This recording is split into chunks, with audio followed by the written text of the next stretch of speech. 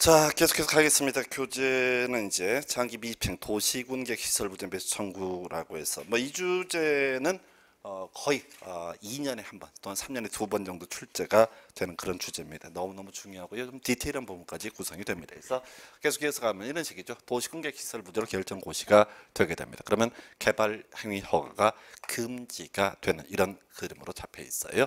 자, 그랬을 때 만약에 이제 도로학교 공원을 실시계획 작성해서 인가고시 이런 과정을 통해서 사업이 이루어지게 되면은 이런 경우에는 별 문제가 되지 않는데 수용도 하게 되겠죠. 그런데 도로학교 공원 용지를 묶어놓고 허가는 금지해놓고 장기간 사업이 시행되지 않는 경우 있습니다. 그래서 이때 이제 문제가 되는 것이 매수 청구라고 하는 개념이 될 것이고요.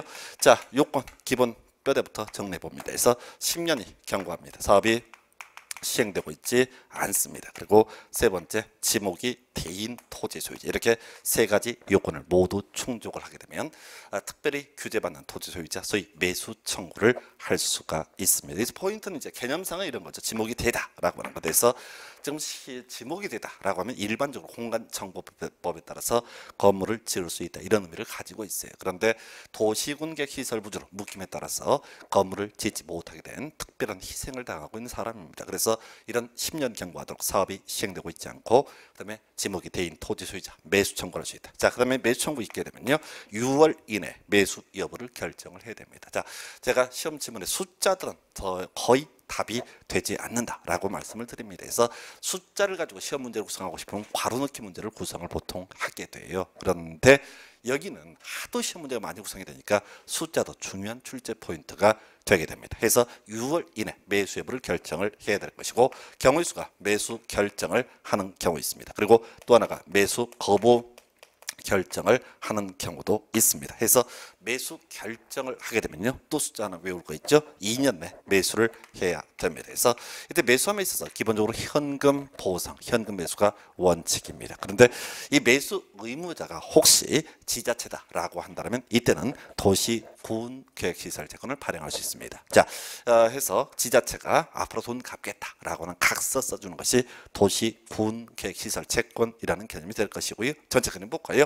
매수 거부 결정을 합니다. 또는 매수 결정을 통지하고 2년 내 사주지 않습니다. 그러면 원래 도시군 계획시설 부지에서는 개발 행위 허가가 금지가 돼야 함에도 불구하고 예외적으로 허가를 받을 수 있다, 이렇게 돼 있어요. 개발 행위 허가를 받을 수 있다 해서 요게 기본 뼈대예요. 그래서 이 내용 가지고 하나하나 다져보겠습니다. 그래서 여러분 교재에 보시면 매수 청구 요건에서 도시군계 시설 결정의 고시 일로부터 10년이 경과되고요, 사업이 시행되지 아니하고 지목이 대인 토지 소유자 매수 청구를 할 수 있다 해서 이제 세분화된 내용을 분석을 하게 되면, 첫 번째 요건, 자, 10년 경과 사업 미시행임에도 불구하고 소위 매수 청구라고 하는 것을 할 수 없는 경우가 있습니다. 바로 첫 번째 출제 포인트, 실시계획 인가가 이루어지면 어떻다? 매수 청구를 할 수 없다 해서 개념상 이런 얘기죠. 10년 경과 사업 미시행 지목대라는 요건을 충족을 했다라고 할지라도 실시계획 인가가 있다는 얘기는 곧 공사 착수, 사업 착수가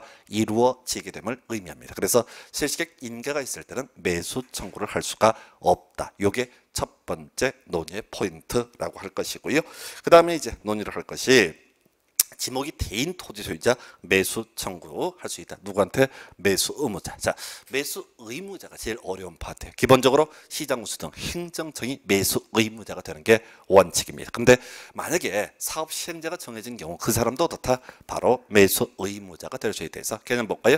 우리 사업 시행자에는 행정청인 경우도 있고 비행정청인 경우도 있습니다. 그래서 만약에 사업 시행자가 비행정청으로 정해져 있다라고 한다면 비행정청도 경우에 따라서 매수 의무자가 될 수 있다라고 하는, 이게 제일 어려운 파트예요. 그래서 시험 문제 구성할 때는 토지공사 매수 의무자가 되는 경우 있습니다. 지방공사 매수 의무자가 되는 경우 있다. 요걸 갖고 뒤에서 응용하는 문제 구성을 하고요. 세 번째가, 자, 토지를 매수 청구할 수 있다라고 돼 있어요. 근데 토지는 너무 쉬우니까 그 토지 위에 있는 건축물이나 정착물도 어떻다? 매수 청구의 대상이 되게 됩니다. 그래서 문제 구성할 때 항상 나오는 게 바로 뭐에 대해서 자 토지에 대해서는 매수 청구를 할 수 있지만은 건축물이나 정착물은 매수 청구를 할 수 없다. 이런 것을 가지고 구성을 해요. 그래서 이 10년경과 사업미시행 지목태라는 요건 관련해서 시험 문제 구성이 되는 영역은요 예외 파트죠. 실시객 인가가 있으면 어떻다? 매수 청구를 할 수 없다. 두 번째, 이 매수 의무자, 시장구청 등 행정청이 되는 게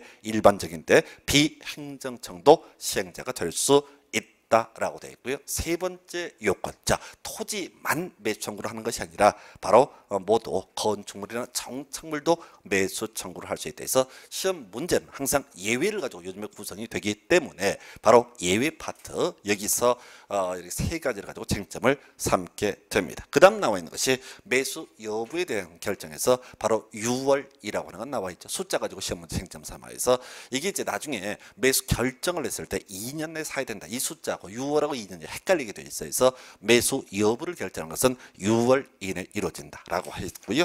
그다음에 이제 매수 기간이라고 다음 페이지 나와 있죠. 그래서 매수하기로 결정했을 때는 2년 내 매수를 해야 된다라고 해서 이 6개월하고 2년이라고 하는 숫자 가지고 주로 답을 많이 구성을 요즘에 하고 있죠. 그다음에 매수 가격은 생략을 하겠습니다. 제일 이 중에서 유일하게 안 보는 질문이 매수 가격 너무 길어요. 그래서 소위 공익 사업을 위한 토지 등의 취득 및 보상에 관한 법률 이렇게 되어 있는데요. 요건 예 유보하시고 그다음에 이제 매수대금의 지급 방법 원칙은 현금 원칙은 안 나와요. 항상 예외가 문제가 되는 거죠. 그래서 이 교재를 좀 수정해 달라고 그랬어요. 그 도시군객 시설 채권이라고 했을 때 일단은 전제 요건이 지자체인 매수무자만 어떻다 도시군객 시설 채권을 발행할 수 있다라고 하는 것. 지자체인 매수무자만 도시군객 시설 채권을 발행할 수 있다 해서 자 크게 두 가지네요. 토지 소유자가 원하는 경우 이때는 무조건 채권 매수무자가 지자체라는 전제가 쌓이게 되면 이때는 무조건 다 전액을 채권 발행으로 채울 수 있습니다. 이에 비해서 자 비업무용 토지로서 그 가액이 3천만 원을 초과하는 경우 나와 있죠. 3천도 숫자가 나왔어요. 그래서 이건 이런 논리 구조죠. 10년경과 사업미시행 지목대 등 일정한 요건을 갖춰서 매수 청구가 이루어졌고 6월 내 매수하기로 결정을 했다라고 전제해 보겠습니다. 그러면 2년 내 사줘야 되는데 원칙은 현금이었었고요. 예외 도시군객 시설 채권 매수무자가 지자체라고 한다면 도시군객 시설 채권을 발행을 할 수가 있다. 이렇게 뼈대 잡으셨어요. 그리고 나서 문제가 되는 것이 자 비업무용 토지로서 3천을 초과하는 경우 요거 어떤 의미냐면 이렇습니다. 지금 매수 청구했는데 1억짜리 물건 그런데 이 사람은 현금을 달라고 난리굿을 치고 있습니다. 그랬을 때 매수 의무자가 지자체라고 한다면 3천을 초과하잖아요. 그래서 3천을 초과하는 그 금액 7천만 원에 대해서는 강제로 채권 보상도 가능하다라고 해서 이 금액 3천을 가지고 2천, 5천 이런 식으로 해서 답을 뽑았던 바가 있습니다. 그래서 이렇게 해서 바로 지자체 매수무자 채권 보상할 수 있고 그 밖에 이런 도시군객 시설 채권의 상환 기간이라고 하는 거 10년을 보면서 조례로 정하는데 중요치 않은 주제가 되겠습니다. 예. 그리고 또 답을 뽑는 게 뭐냐라고 했을 때 이 매수 거부 결정을 하거나 매수 결정을 통지하고 2년 내 사주지 않는 경우가 있습니다. 이때 원래 도시군객 시설 부지에서는 개발 행위 허가가 금지가 돼야 함에도 불구하고 원래 도시군객 시설부터는 건물을 지을 수 없다고 그랬어요. 근데 예외적으로 허가를 해줄 수 있다라고 해서 3층 이하의 단독주택, 3층 이하의 제1종 근생시설 등 설치를 허가할 수 있다. 2종이 있는데 시험에 안 나오고요. 그 밖에 공작물도 설치를 허가할 수 있다 해서 자 항상 시험 문제 구성할 때는요 3층 이하의 단독주택 대신에 다세대 또는 공동주택에서 틀리게 구성을 합니다. 앞에서 우리 건축물의 용도 분류를 공부하실 때 단독주택에는 협의의 단독주택, 다중주택, 다가구, 공관 이런 게 있었는데 또 공동주택에 아파트를 다세대 기숙사 나와 있는데요. 그때 단독주택이라고 하는 것은 협의의 단독주택을 의미합니다. 협의가 뭐냐? 이게 시험에 낼 수 없어요. 그래서 하는 얘긴즉슨 항상 문제 구성할 때 바로 3층의 공동주택이라고 해서 틀리게 뽑아주거나 3층 이하의 다세대 주택이라고 해서 틀리게 뽑아주거나 다세대도 공동주택의 일종이거든요. 그래서 요거 하나 포인트. 그 다음에 1종 근생세는 층수만 갖고 문제 구성을 할 수 있고요. 그 다음에 2종 근생은 예외가 있기 때문에 시험에 내지 않습니다. 그리고 공작물의 설치도 허가 받아서 설치할 수 있다. 해서 하여튼 3층 이하의 단독주택과 3층 이하의 1종 근생시설이라고 하는 게 주된 출제 포인트가 되겠습니다. 자, 이 정도가요. 소위 도시군 계획시설부대 매수 청구 정말 양 작습니다. 양 작은데 너무너무 시험에 많이 나오는 파트 중에 하나가 매수 청구 이렇게 봐야겠고요. 이 기반시설의 설치 정비계량 혹은 도시군 계획시설 사업 관련해서 딱 한 문제만 찍는다라고 한다면 가장 유력한 문제가 이 매수 청구 제도가 되겠습니다. 자, 이렇게 보셨고요. 그다음에 이제 해제 결정 등은 큰 쟁점 안 돼요. 이게 지금 보시다시피 쭉 몇 개의 지문을 다 지문 없이 여러분 교재에 쭉 나열을 돼 있는데요. 이윤즉슨 그렇습니다. 법이 개정이 돼서 이 내용이 새롭게 추가가 됐는데 지금 이 파트의 경우에는 사실은 거의 23회 때 한번 구성되고 안 나왔으니까 나올 확률 낮습니다. 대신 기억하실 것이 한 페이지 넘기면 실효라고 해서 도시군객시설 결정의 고시로부터 20년 내 도시군객시설 사업이 시행되지 않은 경우 20년이 된 날에 다음 날에 그 도시군 관리적 결정은 효력을 잃는다라고 하는 건 나와 있죠. 그래서 포인트는 20년 그리고 다음 날이라고 하는 게 논의의 포인트가 되겠습니다. 그래서 도로학교 공원을 설치하기로 해서 20년 내 사업이 시행되지 않는다. 그러면 20년이 된 날에 다음 날 효력을 잃는다. 요 정도로 정리를 하실 수 있어야겠고요. 자, 정리해 볼까요? 지금 도시군객 시설 사업 정말 복잡하게 되어 있고요. 자, 주요한 출제 포인트. 먼저 도시군객 시설 사업의 시행과 관련해서 논의되는 것들. 자, 바로 시행자 관련해서 행정청은 별 쟁점이 안 되죠. 한편 비행정청이라고 하는 것 여기서 논의 쟁점 토지공사, 지방공사 아무런 요건 없이 시행자가 될 수 있다. 시험 문제는 항상 틀린 것을 고르시오.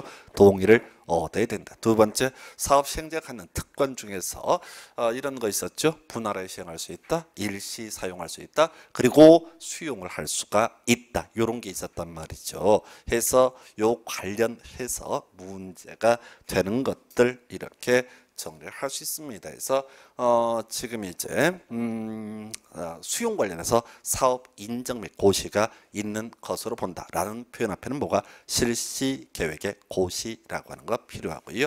그리고 또 하나 문제 삼을 수 있는 것들. 자, 행정심판. 자, 출제 포인트는 행정청이 아닌 시행자, 지정한 자에게 행정심판을 제기한다. 그리고 실시계획 인가 관련해서는 조건부로 인가를 할 수 있다. 그리고 비용부담이라는 것이 제일 어려운 파트가 될 텐데 행정청의 시행자 50%까지 보조 이용자 받을 수 있고 여기저기 손을 내밀 수 있다. 행정청이 아닌 시행자의 경우는요. 3분의 1까지 보조 이용자를 받을 수 있고요. 대신 손을 내밀 수 없다라고 하는 것. 그리고 10년 경과 사업 미시행 지목대 세 가지 조건을 모두 갖추면 매수 청구를 할 수가 있다라고 해서 출제하는 포인트. 만약 실시계획 인가가 이루어졌다면 매수 청구를 할 수 없다. 두 번째 요건. 바로 지목이 되라고 할지라도 이때 토지만 매수 청구할 수 있는 것이 아니라 건축물, 정착물 모두 매수 청구할 수 있다. 그리고 마지막 쟁점 매수 의무자라고 했을 때 매수 의무자 기본적으로 행정청인데 비행정청도 사업 시행자로 지정을 받게 되면 매수 의무자가 될 수 있다. 자, 매수 청구 있게 되면 6월 이내 매수 여부 결정해야 되고 2년 내 사줘야 됩니다. 원칙은 현금이었었고요. 예외 지자체 매수 의무자의 경우에는 바로 도시군객시설채권 토지 소유자가 원하거나 혹은 비업무용 토지로서 그 가액이 3천을 초과했을 때 그 초과하는 부분에 대해서는 강제로 채권 보상을 할 수가 있다라고 하는 것. 따라서 행정성이 아닌 시행자가 매수 의무자가 되는 경우는요.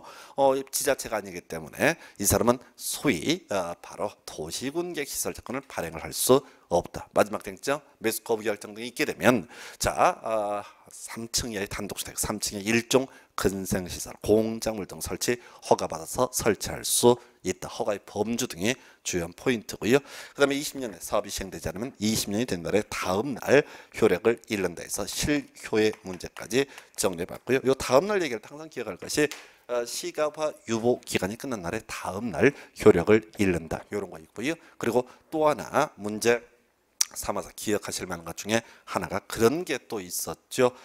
지금 실효 관련해서 지금 비교해서 꼭 하나 기억하는 게 도시군 관리계획 결정의 고시가 있으면 지형 도면의 고시가 된 날 효력을 잃는다 해서 그것만 다음 날 없어요. 나머지는 다 다음 날인데 그렇습니다. 그래서 이렇게 해서 이제 도시군계 시설 사업 등에 관한 쟁점 확인해 봤고요.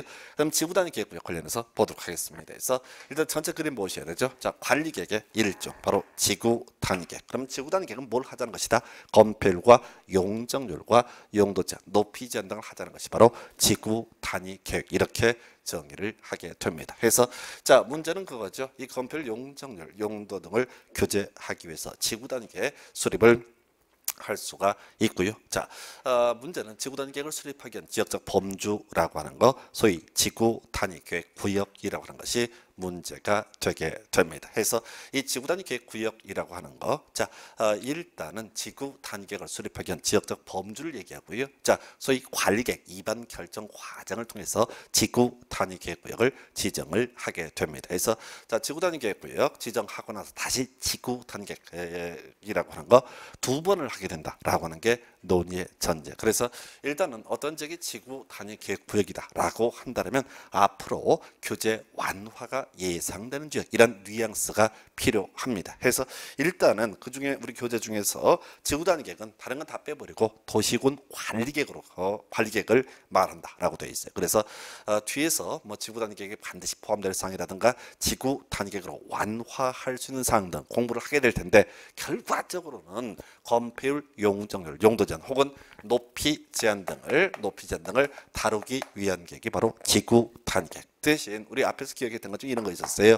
자, 원래 이제 관리계획이라고 하는 거 입안에서 결정하는 과정 등을 거치게 된다라고 하면서 자, 빠르다 했을 때 바로 지구단위 계획 속도가 엄청 빠릅니다. 그래서 엄청 빠른 용도 지역을 지구단위 계획, 엄청 빠른 용도 지구를 지구단위 계획, 엄청 빠른 기반설을 지구단위 계획. 현실은 99.9%가 다 지구단위 계획으로 이렇게 행위 제한 등이 이루어지는 게 일반적이에요. 그래서 자, 일단은 앞에서 논의했던 것 중에서 지구단위 계획은 어떻게 할 수 있다? 생략할 수 있다라고 해서 이런 거 있었죠. 환경성 검토를 생략할 수 있는 거 뭐가 된다? 지구단위 계획. 토지 적성 평가를 생략할 수 있는 게 뭐가 된다? 지구단위 계획. 이렇게 공부를 했던 바가 있습니다.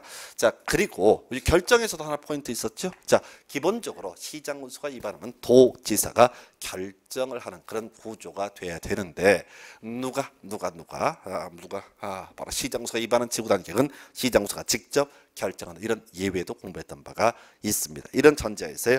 거기 이제 실효라고 해서 지구단위 계획구역 지정되고 3년 내에 지구단위 계획을 수립하지 않게 되면 3년이 된 날에 다음 날에 효력을 잃는다라든가 지구단위 계획 수립되고 5년 내 공사에 착수하지 않게 되면 바로 5년이 된 날에 다음 날 효력을 잃는다. 그래서 요 지문은요 문장이 너무 길어서 괄호 넣기 문제 숫자만 물어볼 수 있어요. 그래서 3년, 5년이라고 하는 거 요게 27회 때 도시군 기본계획 할 때 도시군 기본계획 5년마다 재검토, 그 다음에 최근 5년 이내에 토지 적성 평가 등을 실시했을 때 바로 기본계획 수립할 때 토지 적성 평가 생략할 수 있다. 이런 게 구성이 되어 있거든요. 그래서 문장이 길어지게 되면은 이건 일반적인 객관식 유형의 지문에서는 구성을 할 수가 없고요. 숫자만 낼 거예요. 그리고 이 문제 같은 경우는 보나마나 만약에 출제가 이루어진다라고 한다라면은 순서 바꿔 낼 거예요. 우리가 보통 공부할 때는 3년, 5년 공부할 테고요.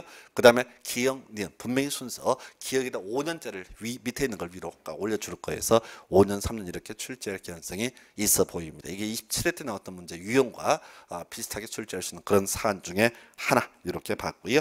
자, 본론 들어가서 가장 중요한 쟁점이 되는 거 또 수험생 입장에서 가장 어려운 내용으로 볼 수 있는 것이 바로 지구단위 계획고요. 의무적 지정 대상 지역하고요. 재량적 지정 대상 지역 이렇게 구분을 하게 됩니다. 그래서 이게 이제 수험생 입장에 너무너무 어려운 것이 의무적 지정 대상 지역과 재량적 지정 대상 지역을 비교하는 것, 이것이 출제 포인트. 그래서 그 이제 의무적 지정 대상 지역의 정책 10년 시공록 30만이라고 되어 있습니다. 그래서 정비구역에서 사업이 끝난 후 10년이 경과된 지역, 택지 개발 지구에서 사업이 끝난 후 10년이 경과된 지역에서 정택 10년 이렇게 되어 있고요. 그 다음에 자 뭐가 있냐면 시가화 조정 구역에서 해제되는 지역으로서 면적 30만 이상, 공원에서 해제되는 지역으로서 면적 30만 이상, 그리고 또 뭐가 있죠? 녹지에서 주상공으로 변경되는 지역으로서 면적 30만 이상 등 나와 있습니다. 그래서 이게 이제 소위 정택 10년 시공록 30만인데 미리 결론부터 말씀드릴게요. 거기 시가화 조정구역 해제 30만이라든가 공원 해제 30만 시험에 나오지 않습니다. 왜? 거기 괄호 열고 뭐 예외 나와 있단 말이에요. 그래서 이건 출제하면 출제 오류예요. 다 쓸 수도 없고 중간을 빼버리면 출제 오류니까. 그래서 실질적으로는 정택 10년하고요. 녹지에서 주상공 30만 요것만 시험에 나옵니다. 그런데 우리가 이제 외우기 편하게 하기 위해서 그냥 단순하게 정택 10년 시공록 30만 이건 어떻게 해라 지정해야 된다. 이렇게 이제 기계적으로 외우시는 거예요. 그래서 이 파트는 말이죠. 문제를 풀어갈 때 어떻게 가야 되냐면 앞의 내용을 외우시게 되는 순간 말려버려요. 그죠? 우리가 외웠던 건 딱 한 가지입니다. 재량은 단 하나도 외우지 않았고 의무만 다 외운 상태거든요. 그래서 시험 문제를 볼 때 뒤를 보셔야 돼. 지정하여야 한다라는 표현이 있게 되면 그 앞에 뭐 있어야 돼? 정택 10년 시공록 30만 있으면 오른편 없으면 틀린 표현. 한편 지정할 수 있다라는 표현이 있게 되면 그 앞에 뭐만 없으면 돼요. 정택 10년 시공록 30만만 없으면 어떻다? 옳은 표현 이렇게 구성하는 거예요. 그래서 이게 앞을 보는 순간 재량적 지정 대상적이 수천 가지를 만들어낼 수 있기 때문에 또 시험에 별의별 게 다 나오기 때문에 이거를 개별적으로 외워서는 풀 수 없습니다. 그래서 뒤쪽을 보시자고 지정해야 된다라는 표현 앞에 있으면 그 앞에 보이지 않는다. 정택 10년 시공록 30만 지정할 수 있다라는 표현이 있게 되면 어떻다고요? 이때는 자 바로 정택 10년 시공록 30만만 없으면은 옳은 표현 이렇게 단순하게 접근을 해 주시는 것이 필요합니다. 그래서 자 이렇게 해서 이제 정택 10년 시공록 30만 얘기를 한번 정리를 해 드렸고요. 요건 지문 가지고 분석을 해 보겠습니다. 여러분 자료 보시면 첫 번째 박스예요. 자, 첫 번째 박스 1번 지문 제일 뒤에 보니까 지정하여야 한다라고 되어 있어요. 근데 그 앞에 뭐 없어요? 정택 10년 시공록 30만은 없습니다. 그래서 이 지문은 틀린 표현이 되는 거예요. 첫 번째 지문 보니까 도시개발법에 따라 지정된 더 20만 제곱미터의 도시개발구역에서 사업이 끝난 후 10년이 경과된 자 이런 표현 쓰고 있죠. 그럼 이것저것 다 떠나서 최소한 이건 정택 10년 시공록 30만은 아니다. 그래서 이 지문은 어떻다? 틀린 표현 이렇게 가는 거예요. 2번 지문이요. 자 끝머리 보니까 지구단위 계획을 수립했는데 약간 응용하는 지문이죠. 지구단위 계획구역을 지정해야 된다라고 한다면 3년 내에 지구단위 계획 수립해야 되거든요. 그래서 지금 지구단위 계획을 수립해야 된다라는 표현 앞에 뭐 있어야 돼요? 정택 10년 시공록 30만 있어야 되거든요. 근데 택지 개발지구 택지 개발 사업 5년 했으니까 이 지문은 틀린 표현이 되게 되는 겁니다. 그 다음에 3번 지문이요. 끝머리 지구단위 계획을 수립해야 된다. 그러면 그 앞에 정택 10년 시공록 30만 있으면 되거든요. 근데 녹지에서 20만이라고 돼 있네. 그러니까 이때는 해야 된다. 그러면 틀린 표현이 되게 되는 거예요. 그 밑에 박스들을 가시게 되면 다 지정할 수 있다 등을 가지고 지문을 구성을 해놨는데 일단 첫 번째 지문 자 끝머리 지구단위 계획구역을 지정할 수 없다라고 돼 있어요. 그래서 있다 그럼 옳은 표현 되는 거고 없다는 틀린 겁니다. 그래서 취락지구 나와 있죠. 취락지구는 용도지구의 일종이에요. 근데 우리가 취락지구가 용도지구의 일종이고 용도지구는 지구단위 계획구역의 재량적 지정 대상 지역이다. 이걸 외워서 문제를 푸는 것이 아니라 막 없다는 확률상 우리 지문 시험 지문 구성할 때 한 85%가 틀렸습니다. 그래서 자 요거는 이제 나중에 없다 중에 옳은 편 따로 외우는 걸 변론으로 하고 자 여러분들 시험 보실 때 틀린 거 할 때 없다 꼭 한번 찾아보는 지혜 필요합니다. 그래서 공법의 영역에 있어서는 1년에 최소 2-3문제가 나와요. 그래서 다음 중 틀린 것을 고르시오라고 했을 때 쓱 한번 1번부터 5번까지 보세요. 끝머리 보면 없다가 나오거든요. 예, 없다는 틀린 표현. 그래서 나중에 공부해 가시는 과정에서 없다 중에서 예를 들어서 나중에 도시개발법, 정비법에서 겸직할 수 없다 이런 것들 따로 외우시거든요. 그래서 그런 걸 제외하고 몇 개를 제외하고 없다는 다 틀렸다 해서 그거까지 다 포함을 해도 통계적으로 없다라는 표현은 한 85%가 틀린 표현으로 구성을 하고 있습니다. 그래서 그렇게 정리해봤고요. 그래서 지구 단위겠고요. 지정할 수 없다. 만약 있다라고 한번 전제해보고 지문은 이 지문은 옳은 편이 되는 거예요. 근데 없다 틀린 거예요. 그래서 만약 지정할 수 있다 앞에 뭐만 없으면 돼요. 정택 10년, 시공록 30만만 없으면 어떻다? 옳은 편 이렇게 가는 거죠. 그 다음에 두 번째 지문 뒤에 보니까 택지개발 예지구 어쩌고 저쩌고 뒤에 없다라고 되어 있죠. 그래서 틀린 표현. 그 당시 답이 됐던 지문입니다. 그래서 있다라고 바꿔놓고 한번 해석을 해보자고요. 있다라고 쳤을 때 그 앞에 정택 10년, 시공록 30년 없잖아요. 그러면 이 지문은 옳은 표현이 되는 거예요. 세 번째 지문이에요. 자, 관광특구 어쩌고 저쩌고 뒤에 지정할 수 있다. 예, 옳은 표현입니다. 왜? 지정할 수 있다라는 표현 앞에는 뭐만 없으면 돼. 정택 10년, 시공록 30만만 없으면 옳은 표현. 관광특구가 뭔지 알게 뭡니까? 그죠? 묶어서 가셔야 되죠. 그다음 네 번째 지문요. 뒤에 보니까 지구단위 계획구역으로 지정할 수 있다. 지정될 수 있다라고 되어 있어요. 두 번이나 나왔던 지문이죠. 자, 그러면 이 지문을 바라보실 때 어떻게 봐야 된다고요? 지정할 수 있다라는 표현이 있으면 그 앞에 뭐만 없으면 돼요. 정택 10년, 시공록 30만만 없으면 어떻다? 옳은 편 이렇게 해석을 하는 거예요. 그 다음에 5번 지문이요. 약간 지문을 구성을 바꿔봤어요. 지구단위 계획구역을 관리 계획으로 지정될 할 수 있다. 그러면 그 앞에 뭐만 없으면 돼? 정택 10년, 시공록 30만만 없으면 어떻다? 옳은 표현 이렇게 해석을 하는 거죠. 그래서 앞에 내용을 보는 게 아니에요. 뭔지 따지는 게 아니라 그저 우리가 문제를 풀어갈 때 지정해야 된다라는 표현이 있게 되면 그 앞에 정택 10년, 시공록 30만 또는 지정할 수 있다라는 표현이 있기 때문에 그 앞에 뭐만 없으면 돼? 정택 10년, 시공록 30만만 없으면 옳은 편 이렇게 단순 무식하게 가는 거야. 그래서 거기 재량적, 지정 대상적 경우수에 따지면요 한 10,000가지 이상 만들어낼 수 있어요. 절대 외울 수 없어요. 그리고 6번 지문인가요? 이게 이제 그 당시 답이 됐었는데 끝에 말이 지정될 수 있다. 제1이라고 되어 있어요. 그럼 그 앞에 뭐만 없으면 돼요? 바로 정택 10년, 시공록 30만만 없으면 어떻다? 옳은 편 이렇게 해석을 하게 됩니다. 그래서 지구단위 계획구역 도시적 외지역이라 할지라도 지정될 수 있다. 모르죠. 근데 지정될 수 있다라는 표현 앞에는 뭐만 없으면 되니까 정택 10년, 시공록 30만만 없으면 어떻다? 옳은 편이 되기 때문에 이 지문은 옳은 표현이 되게 되는 겁니다. 그래서 이 정도까지 해서 지금 이 문제가 너무너무 까다로워요. 근데 규칙을 딱 정해놓고 접근을 하시게 되면 해야 한다는지 할 수 있다는지 요거 가지고 지금 한 10년 동안 문제 3번인가 4번 답을 뽑고요.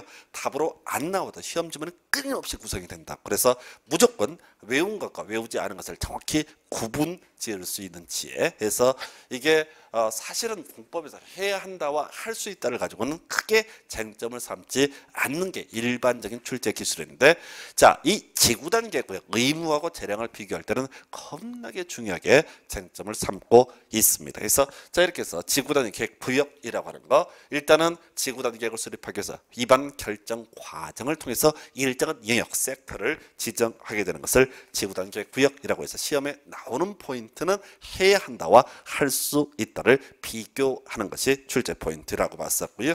그 다음에 이제 논의를 할 것이 그 밑에 이제 그 다음 페이지에 지구 단위 계획 수립 기준이라고 하는 건 나와 있습니다. 그래서 자, 이게 답이 한 번 더 있었죠. 그래서 우리 공법에서는 기준 딱 하나를 제외하고 무조건 다 국토교통부 장관이 정한다 해서 정말 간단하면서도 답을 자주 뽑는 지문에서 광역도시계획 수립 기준, 도시군 기본계획 수립 기준, 도시군 관리계획 수립 기준, 지구단위 계획 수립 기준, 용도구역 중에서 용도구역 관련해서 입지 규제 최소 구역 계획 수립 기준, 뭐 하여튼 개발 밀도 관리구역 지정 기준, 기반시설 부담구역 지정 기준은 모두 국토교통부 장관이 정한다. 이렇게 기억을 해 주실 것, 이렇게 봐야겠고요.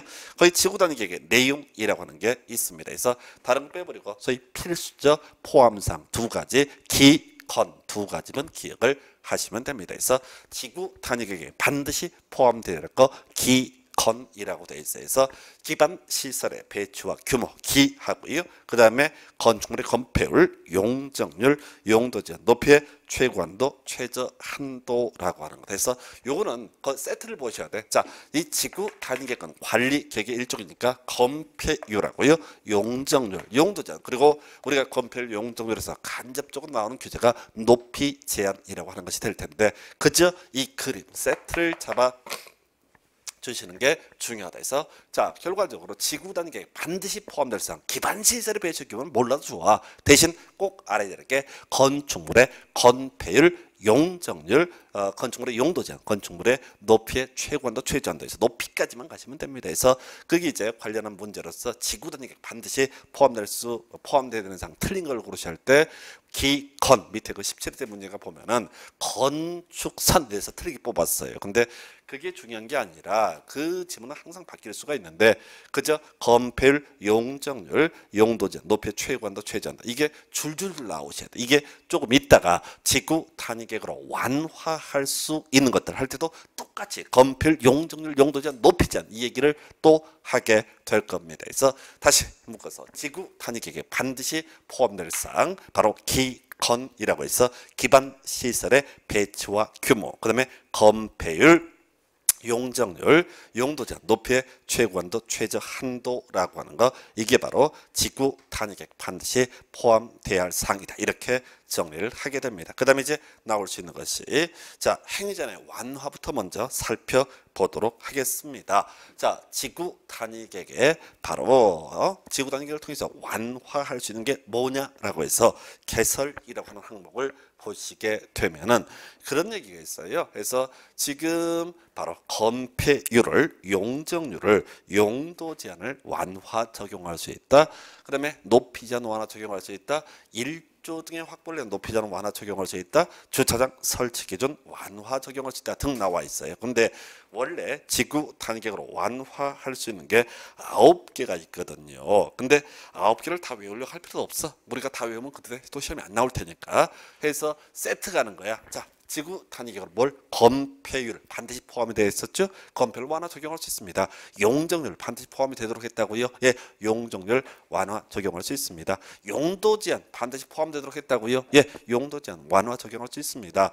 높이 제한 반드시 포함되도록 하고 있었어요. 예, 표현을 좀 편리합니다. 그냥 높이 제한하고요. 그 다음에 1조 등의 확보를 위한 높이 제한 완화 적용을 할 수 있다 해서, 이게 이제 기본 5개가 날로 먹는 거야. 건폐율, 용적률, 용도 제한, 높이 제한, 또 높이 제한 등을 완화 적용할 수 있다. 그리고 제일 뒤에 숨어 있는 게 주차장 설치 기준 완화 적용할 수 있다 해서, 뒤에서 뭐 구체적인 항목을 가지고 우리가 공부를 하게 될 텐데요.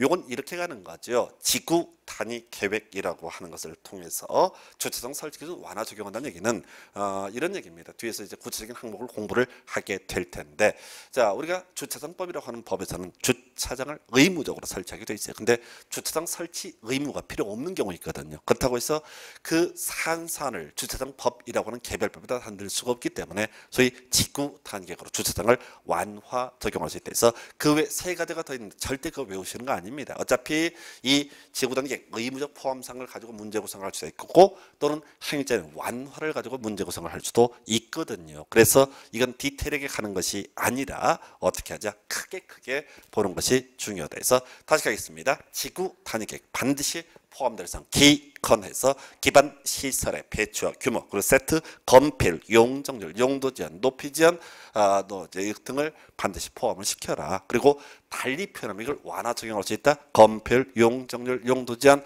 높이 제한, 또 높이 제한, 주차장 설치 기준 등을 완화 적용을 할 수가 있다라고 이렇게 얘기합니다. 그리고 바로 하나 빼먹은 게 행위제한 얘기 나와 있죠. 그래서 이 얘기는 이제 그 옆에 지문까지 가야 되는데, 자, 우리가 지구 단위 계획이 어떤 지역에 수립이 되어 있다 해서, 지구 단위 계획이 수립을 하기 위해서는 미리 영역, 소위 지구 단위 계획 구역이라고 하는 것을 먼저 지정을 하도록 하고 있습니다. 지구 단위 계획 구역을 먼저 지정을 해요. 그리고 이 토지에서 어떻게 건폐율과 용적률 등을 규제를 할 것인가라고 하는 게 지구 단위 계획이라고 하는 개념이에요. 그래서 이건 이렇게 가는 거죠. 지구 단위 계획 수립이 되어 있다라고 했을 때는 그 밑에 이미 항상 깔려 있는 게 뭐가 있다? 용도 지역이라고 하는 개념이 있습니다. 그리고 용도 지역을 통해서 건폐율과 용적률과 용도 등을 규제할 수 있습니다.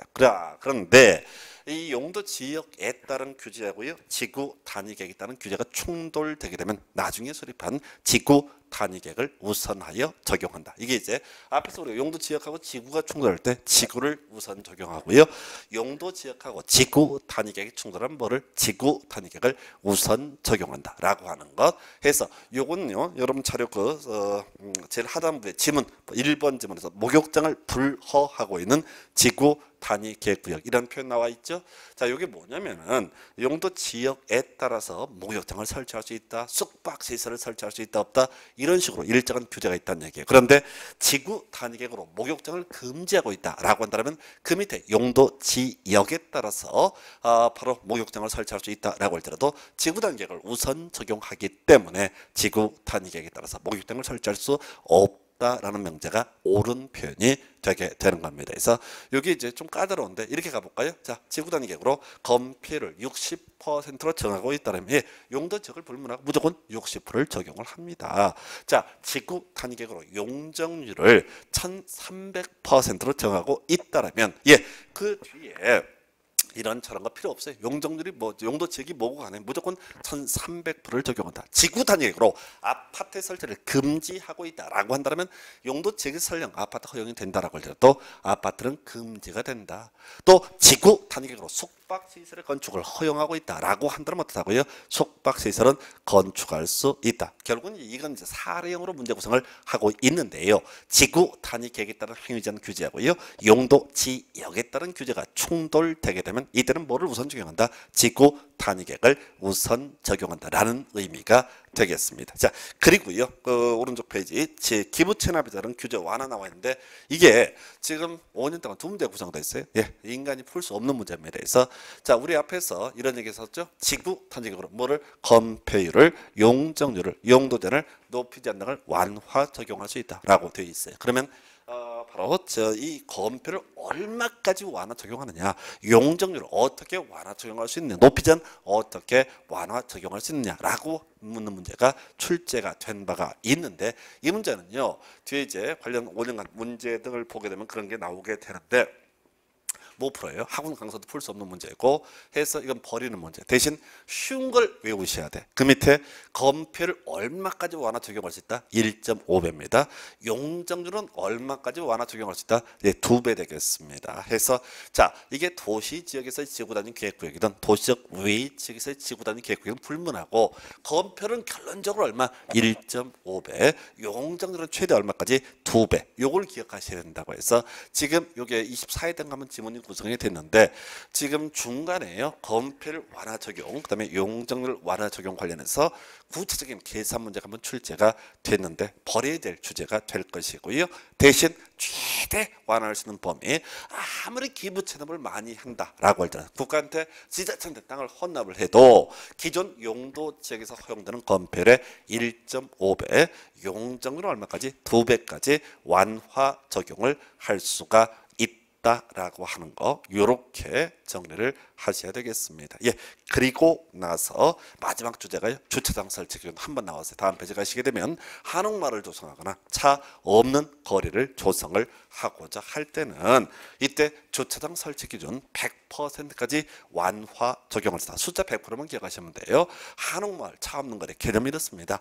원래 주차장법에서는요, 자, 어떻게 건물시를 지을 때마다 주차장을 확보하도록 법이 규정이 되어 있습니다. 그런데요, 자, 한옥마을, 전주 한옥마을, 북촌 한옥마을 이런 데가 전국적으로 몇 군데가 있습니다. 근데 이 한옥마을에서는요, 그랜저 몰고 들어가면 모양새 웃깁니다. 민속촌 같은 생각해 보세요. 그 뭐지, 저 가마 들고 가는 뒤에서 빵빵 해갖고 아니거든. 해서 주차장, 차가 못 들어오게 막아놨다. 그러니까 이 한옥마을은 굳이 해석하면 그냥 걸어다니는 동네예요. 그러니까 주차장을 확보할 실익이 있다 없다? 없다. 그런데 주차장법에서는 한옥마을을 미처 생각을 못한 거야. 그러니까 건물 지을 때는 무조건 주차장 확보해라고만 규정을 하고 있다는 얘기죠. 그래서 나온 얘기가 바로 뭐라고요?